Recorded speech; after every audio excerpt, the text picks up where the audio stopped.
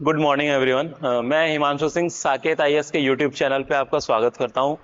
आज का जो हमारा वीडियो है वो बहुत ही इंटरेस्टिंग टॉपिक पे और ये स्पेस मिशन के बारे में है। स्पेसिफिकली हमने अभी रिसेंटली चंद्रयान 3 की लॉन्चिंग की और उसको सक्सेसफुली वहां पर हमने चंद्रमा के साउथ पोल पर उसको क्या किया, लैंड किया। ठीक है, ओके। इस सफलता के बाद जिसमें भारत ने इतिहास रचा, जो आज तक कोई देश नहीं कर पाया, वो हमने करके दिखाया।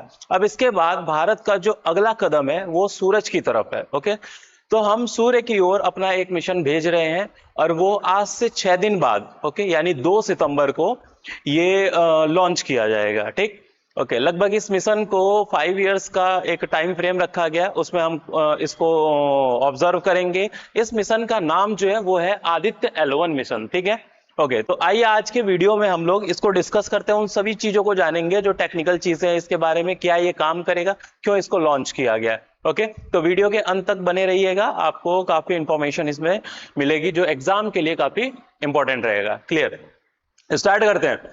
तो आदित्य L1 मिशन भाई, इसरो का हमारा जो नेक्स्ट मिशन है ये सोलर प्रोब मिशन है एक हमारा इंडिया का, और ये भारत का पहला सोलर प्रोब मिशन है जो सूर्य के बारे में हमको जानकारी देगा। ठीक है, इसका जरूरत क्यों पड़ी पहले हम इसको देखते हैं, देन फिर आएंगे कि हम कब ये क्या लॉन्च कर रहे हैं। ठीक है, तो देखिए क्या होता है सोलर प्रोब मिशन जो हम कर रहे हैं, इसके लिए इसके पीछे जो कारण है वो ये है कि हमारे जो आउटर स्पेस में बात करें, वहां का जो वेदर है, ओके, उन वेदर्स में बात करें जो चेंजेस होता है, मैग्नेटिक स्टॉर्म्स, जियो मैग्नेटिक स्टॉर्म्स, और बात करें अगर सूर्य की, इसका जो सरफेस है, इसकी जो लेयर है, ठीक है, वहां से क्या होता है, सोलर विंड होता है, उसमें plasma, energy particles, electron, protons, ये कंटिन्यू क्या होते हैं, रेडिएट होते रहते हैं, इमिट होते रहते हैं। ठीक है, और ये एक डायरेक्शन में, जब पृथ्वी और चारों डायरेक्शन में, मतलब ऑल डायरेक्शन में ये मूव करते हैं उससे,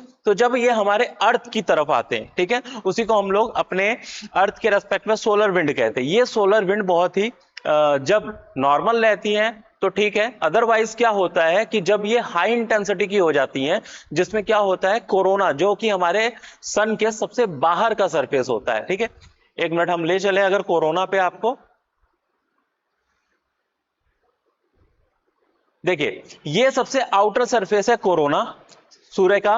उसके बाद आता है, उसके अंदर की सरफेस होती है क्रोमोस्फीयर, और उसके अंदर की सरफेस होती है फोटोस्फीयर। ठीक है, फोटोस्फीयर सबसे ठंडा होता है इसका, ओके, यहाँ पे इसका टेम्परेचर बहुत कम होता है, जिसकी वजह से क्या होता है, वो डार्क स्पॉट सन पड़ता है, जिसको हम लोग सन स्पॉट के नाम से भी जानते हैं, वो काले धब्बे दिखाई देते हैं। ओके, तो वो बेसिकली क्या है, आपका लो टेम्परेचर वाला एरिया है। तो फोटोस्फीयर यहाँ का टेम्परेचर लगभग 3000 से 5000 डिग्री सेंटीग्रेड तक का माना जाता है। इसके ऊपर जो आता है वो है क्रोमोस्फीयर, यहाँ का टेम्परेचर लगभग 7000 डिग्री सेंटीग्रेड तक का। ठीक है, ये फोटोस्फीयर ये वही लेयर है जो हमको दिखाई देता है, ठीक है ना, जो सूर्य हम देखते हैं वो फोटोस्फीयर ही है उसका। ठीक है, उसके आउटर लेयर जो है वो है क्रोमोस्फीयर, और क्रोमोस्फीयर के बाद भाई आपका सबसे आउटर लेयर आता है कोरोना। क्लियर है, कोरोना जो है ये, इसका अगर हम बात करें, सन की सबसे आउटर लेयर है, बट इसके बावजूद भी इसका टेम्परेचर अंदर वाली लेयर से, यानी फोटोस्फीयर क्रोमोस्फीयर से बात करें तो कई गुना, इनका टेम्परेचर लगभग 5 to 7000 डिग्री सेंटीग्रेड है, और इसका लगभग 1 million 10 lakh degree centigrade temperature है। तो ये ऐसा क्यों हुआ है, अभी तक साइंटिस्ट इसका पता नहीं लगा पाए हैं कि कोरोना का टेम्परेचर भाई इतना ज्यादा कैसे हो गया। क्लियर, पहली चीज। दूसरा बात कि ये जो यहां से कोरोना है, इसमें से टाइम टाइम पे एक कोरोनल मास इजेक्शन होता है, जिसमें प्लाज्मा, कोरोना में प्लाज्मा होता है। प्लाज्मा क्या होता है बेसिकली, तो प्लाज्मा भाई आपका आयोनाइज्ड गैस होते हैं, ठीक है ना, आयोनाइज्ड गैस होते हैं। ओके, ये आयोनाइज्ड गैस क्या करते हैं, जब इसमें इस सोलर विंड के माध्यम से आगे की ओर, इसमें आगे की ओर मूव करते हैं, तो इस आयोनाइज्ड गैस के साथ साथ इसमें हैवी एनर्जी पार्टिकल्स, जो इलेक्ट्रॉन, प्रोटॉन, इस टाइप के मटेरियल पार्टिकल्स जो होते हैं मौजूद रहते हैं। तो ये आगे जब सोलर विंड में की साथ ये हमारे अर्थ के तरफ आता है, तो हमारे अर्थ के मैग्नेटोस्फीयर को, जो हमारा अर्थ है, ओके, उसके चारों ओर इस तरीके से मैग्नेटिक फील्ड है, क्लियर।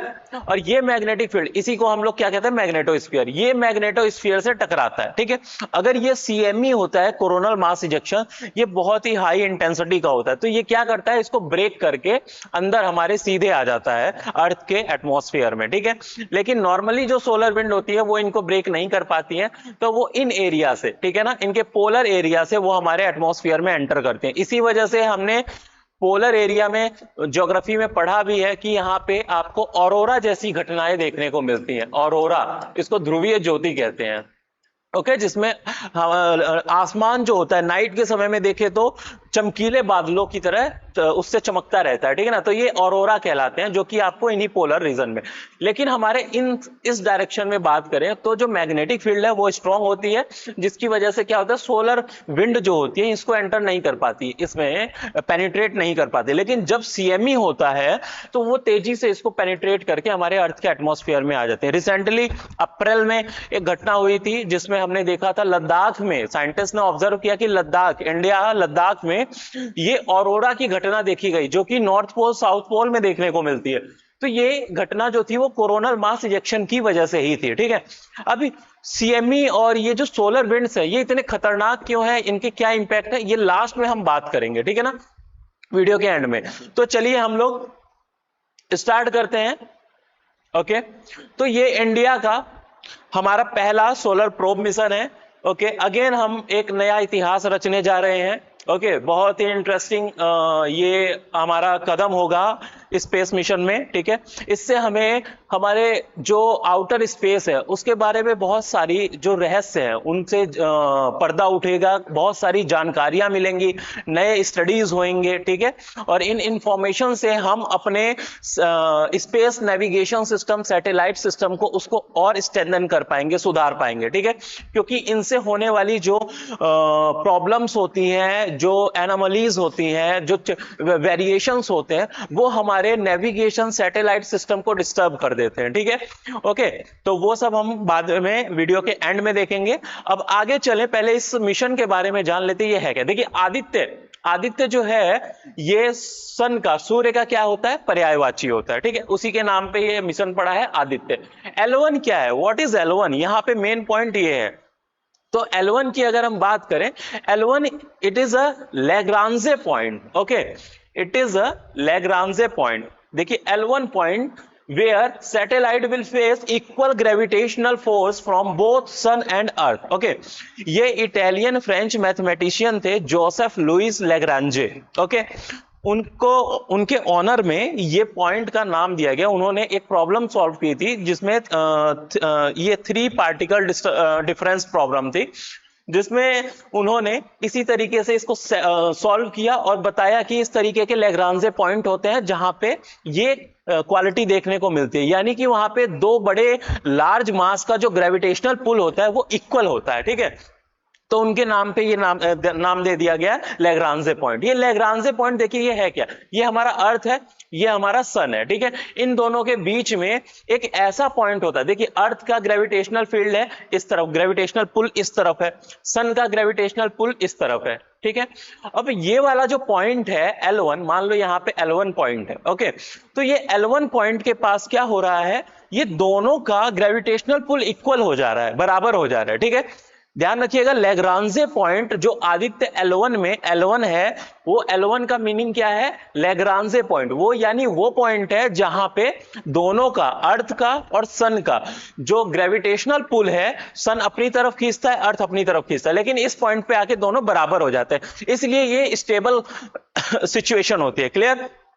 अब यहां पे स्टेबल रहता है कोई सैटेलाइट, ठीक है। तो ये लैग्रांजे पॉइंट हमारे अर्थ पे अगर हम बात करें तो हमारे स्पेस में अगर हम बात करें तो स्पेस में इस तरीके के हमको 5 लैग्रांजे पॉइंट देखने को मिलते हैं, ठीक है ना। देयर आर 5 लैग्रांजे पॉइंट, कौन कौन से हैं उनको देख लें अगर हम लोग।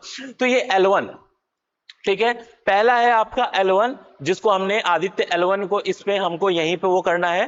ओके, एस्टैब्लिश ये दिस पॉइंट। दूसरा है L2 आपके इस तरफ मिलेगा, ठीक है। तीसरा है हमारा L3 जो कि सन के बैक साइड में, हिडन साइड में है। ओके, चौथा है आपका L4 और पांचवा है आपका नीचे L5। क्लियर है। तो ये 5 हमारे इस सन अर्थ सिस्टम में, कौन से सिस्टम में, सन अर्थ अर्थ सिस्टम। ओके, इस सिस्टम में 5 हमारे लैग्रांजे पॉइंट हैं। ये पांचों लैग्रांजे पॉइंट वही पॉइंट है जहां पे इनके ग्रेविटेशनल पुल क्या होते हैं भाई, इक्वल होते हैं। क्लियर है इतनी बातें? तो हमको आदित्य L1 को, आदित्य को कहां पे स्टैब्लिश करना है, इस वाले पॉइंट पर लेके जाना है। क्लियर? ओके, तो दीज आर लैग्रांजे पॉइंट। बात करें हम L1 पॉइंट की, तो L1 पॉइंट है उसकी पृथ्वी से, L1 पॉइंट की पृथ्वी से जो दूरी है वो लगभग 1.5 मिलियन किलोमीटर है। ओके, जिसको अकॉर्डिंग टू साइंटिस्ट कि ये वो 104 दिन का लगभग समय लगेगा यहां तक पहुंचने में। ठीक है, तो 1.5 मिलियन किलोमीटर का जो डिस्टेंस है उसको ट्रेवल करेगा ये आदित्य मिशन। ठीक है ना, या आदित्य ये सैटेलाइट। क्लियर है इतनी बातें? चले, तो ये था। अब देखिए ये जो सैटेलाइट है हमारा, इस सैटेलाइट में जो पेलोड्स हैं, अगर हम बात करें पेलोड्स की, ये पूरी सैटेलाइट का फ्रेम है। ओके, इसमें 7 मेजर पेलोड्स इंक्लूड किए गए हैं। There are 7 payloads. Okay, 7 payload. Okay, जिसमें से अगर हम बात करें 4 पेलोड हैं, वो क्या करेंगे, वो डायरेक्टली ऑब्जर्व करेंगे सन को। ठीक है, सन के फोटोस्फीयर, क्रोमोस्फीयर और कोरोना को कंटिन्यू। ओके, और यहां पे एक बड़ी इंटरेस्टिंग बात ये है लैग्रांजे पॉइंट L1 की, कि जो L1 पॉइंट है वो ऐसी जगह पर है कि वहां पर चंद्रमा, सूर्य और पृथ्वी, यानी चंद्रमा जो है उसके बीच में नहीं आएगा। किसके सामने? L1 पॉइंट के और सूर्य के सामने, यानी इनके बीच में चंद्रमा नहीं आएगा बल्कि उसके बैक साइड से निकलेगा। ठीक है, रोटेट करते हुए जब इसके, तो इस वाले पॉइंट पे किसी भी तरीके का आदित्य को एक्लिप्स देखने को नहीं मिलेगा, जिसकी वजह से उसके सामने कंटिन्यू 24/7 अगर हम बात करें क्या रहेगा भाई, डायरेक्ट ऑब्जर्वेशन में रहेगा वो। ठीक है ना, और सूर्य को वो कॉन्टिन्यूअस ऑब्जर्व करता रहेगा, उसकी लेयर्स को ऑब्जर्व करता रहेगा। ठीक है, तो L1 पॉइंट की सबसे बड़ी विशेषता है कि वहां पे हमें इक्लिप्स नहीं देखने को मिल सकता, कोई ऑब्स्टेकल, कोई भी वहां पे डिस्टरबेंस मून पैदा नहीं कर सकता है। क्लियर है? ओके, तो 7 पेलोड्स हैं जिसमें 4 हमारा डायरेक्ट क्या करेगा, सन को ऑब्जर्व करेगा कॉन्टिन्यूअसली, और जो 3 है, इन 3 को हम लोग इन सिटू पोजीशन में रखेंगे, और ये क्या करेंगे, जो L1 पॉइंट है उसके चारों ओर का जो एनवायरनमेंट है, वहां का एटमॉस्फेयर है, उसको स्टडी करेंगे। ठीक है ना, वहां पे मैग्नेटिक फील्ड कैसी है, सोलर विंड्स आ रही हैं, वो चार्ज पार्टिकल्स किस तरीके से आ रही है, उनकी एनर्जी स्ट्रेंथ क्या है, ये सब चीजें ये नोट करेंगे। क्लियर है? तो ये 7 पेलोड्स को हम लोग क्या करेंगे, इसके साथ सेंड करेंगे। ओके, चले, तो ये था हमारा आदित्य L1 का कुछ ग्राफिक्स जो हमारे सूर्य के करीब पहुंचेगा। ओके, एक L1 पॉइंट पर। ठीक, आगे चले भाई। अब देखिए जो आदित्य L1 मिशन है, इसमें आदित्य का जो ट्रेजेक्टरी पाथ है, यानी ट्रेजेक्टरी पाथ जिसमें हम उसको फोर्सली थ्रो करेंगे। ओके, और पहुंचाएंगे हम इस L1 पॉइंट के डायरेक्शन में। ओके, और वहां इसके चारों ओर वो क्या करता रहेगा, ऐसे रोटेट करता रहेगा। तो इसका मोशन कुछ इस तरीके से होगा, अगर हम देखें इसको, तो यहां से लॉन्च होने के बाद ये इस तरीके से इलिप्टिकल पाथ को एक्वायर करते हुए, ठीक है, और यहां से उसको थ्रो किया जाएगा, और ये आपका इस पाथ को फॉलो करते हुए फिर ऐसे L1 पॉइंट के चारों ओर इस तरीके से रोटेट करता रहेगा कंटिन्यू। क्लियर है? ओके, तो ये डिस्टेंस लगभग 1.5 मिलियन किलोमीटर है। ओके ना, तो ये था हमारा आदित्य L1 का ट्रेजेक्टरी पाथ। क्लियर है भैया? चलिए आगे चलें इसमें। अब देखिए क्या है, हाँ, इसमें कुछ पेलोड्स हैं। अगर हम बात करें इन पेलोड्स की, तो कुछ इंपॉर्टेंट चीजें हैं, जैसे आपका हीलियोस L1 हो गया, इसको देख ले। हीलियोस ये जो है आपका, उसके वैसे इसका नाम दे रखा है HAL1OS। ओके, जहां पे ये क्या करेगा, जो एक्सरेज वगैरह होती हैं, ठीक है, उनका स्पेक्ट्रोमीटर है। ये स्पेक्ट्रोमीटर क्या करेगा, उन रेज को, उन सोलर विंड्स को ऑब्जर्व करेगा। ठीक है, यहाँ पे ये सूट दिया हुआ है, ये क्या करेगा, सूट जो है पेलोड, ये इसमें फोटोस्फीयर, क्रोमोस्फीयर और कोरोना की कंटिन्यू टेक्स पिक्चर लेता रहेगा, उनकी इमेजेस लेता रहेगा। ठीक है ना। ओके, इसमें यहाँ पे अगर हम ये वाला पॉइंट देखें, वेट अ सेक, ये PAPA, ठीक है, पापा। ओके, ये क्या करेगा, ये जो है प्लाज्मा को एनालाइज करेगा, ठीक है ना। यानी प्लाज्मा क्या है, जो हमारा आयोनाइज्ड गैस है उनको एनालाइज करेगा, ये देखेगा कि उसमें किस इंटेंसिटी का ये जो सीएमई वगैरह होता है कैसे कब जनरेट हो रहा है, क्या ये कितनी इंटेंसिटी में ये डेवलप हो रहा है, ठीक है। तो ये सब उसमें पीए यानी जो इसका पेलोड है वो ऑब्जर्व करेगा ये सब, ठीक है। इसमें मैग्नेटोमीटर जो है इंपॉर्टेंट, मैग्नेटोमीटर क्या करेंगे, जो मैग्नेटिक फील्ड है उसको ऑब्जर्व करेंगे, ठीक है। ओके, तो ये जो है इसके इंपॉर्टेंट पेलोड्स हैं, जिसको 7 पेलोड्स इसके अंदर इंक्लूड किए गए हैं। ओके, तो ये था इसका थोड़ा टेक्निकल चीजें कि इसके अंदर क्या क्या भेजा जा रहा है। अब बात करें भाई हम लोग पीएसएलवी, यानी जो ये मिसाइल है या रॉकेट लॉन्चर है, ठीक है, मिसाइल नहीं कहेंगे इसको, हम लोग लॉन्चर कहेंगे, लॉन्चर व्हीकल, जिससे हम इस आदित्य को कहां भेज रहे हैं, स्पेस में भेजेंगे, ठीक है। तो वो जो हमारा व्हीकल है उसका नाम है पीएसएलवी। ओके, ये एक्सेल वर्जन है पीएसएलवी का। ओके, जिसका एक्सेल वर्जन, जिसका स्ट्रेंथ होती है कि ये लगभग 3800 किलोग्राम के पेलोड्स, कितने, 3800 किलोग्राम के पेलोड्स जो होते हैं, यानी ये जो इसके सब्सटेंस हैं, ये मशीनें हैं, ओके, इनको ये आउटर एटमॉस्फेयर में ले जा सकता है, ठीक है। और वो भी वहां पे किस ऑर्बिट में ले जाना है भाई, इसको लोअर अर्थ ऑर्बिट में ले जाना है, ठीक है। तो आदित्य L1 मिशन को हम कहां तक ले जाएंगे, उसको लोअर अर्थ ऑर्बिट में ले जाना है। लोअर अर्थ ऑर्बिट है क्या, लोअर अर्थ ऑर्बिट हमारे अर्थ के, ये हमारा अर्थ है, इसके सबसे क्लोज वाली ऑर्बिट होती है, ठीक है। इसकी अगर हमारे अर्थ के सरफेस से एल्टीट्यूड की बात करें तो इसका एल्टीट्यूड लगभग 160 किलोमीटर से अप टू 1000 किलोमीटर तक का होता है। क्लियर है। तो इस वाले ऑर्बिट में, जिसको हम लोग लोअर अर्थ ऑर्बिट कहते हैं, इसी में हमको इसको क्या करना है, भेजना है, ठीक है। ओके, पहली चीज। दूसरा, पीएसएलवी जो है ये बड़ा ही इंपॉर्टेंट लॉन्चिंग व्हीकल है, जो इस तरीके की ऑब्जर्वेटरी सैटेलाइट को, रिमोट सेंसिंग सैटेलाइट को क्या करती है, इन ऑर्बिट्स में स्टेबल मतलब या सेंड करती है, प्रोपेगेट कर रही है इनको, ठीक है।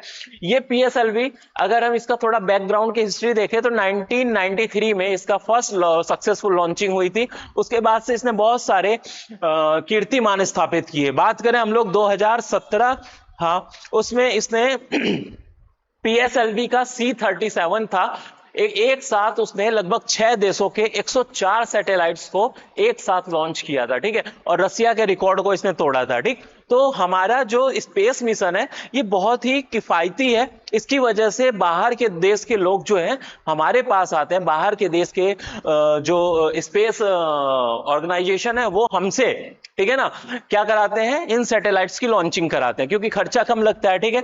जितने में उनकी एक मूवी बनती है उतने में हम लोग 2 स्पेस मिशन भेज सकते हैं। क्लियर। ओके, तो पीएसएलवी का ये एक्सेल वर्जन है। इसी के माध्यम से, ये जो पीएसएलवी है, इसी के माध्यम से हमने 2008 में भाई अपना चंद्रयान 1 भेजा था, चंद्रयान 1 भेजा था, ठीक है, successful mission. 2013 Mangalyaan mission, okay. और 2023 आपका अगला सूर्ययान मिशन, ये भी हम इसी से ही भेज रहे हैं, ठीक है। तो ये बड़ा ही इंपॉर्टेंट व्हीकल है, ओके। और रिमोट सेंसिंग सैटेलाइट्स में जनरली हम लोग इन्हीं को यूज करते हैं। क्लियर है, ठीक है।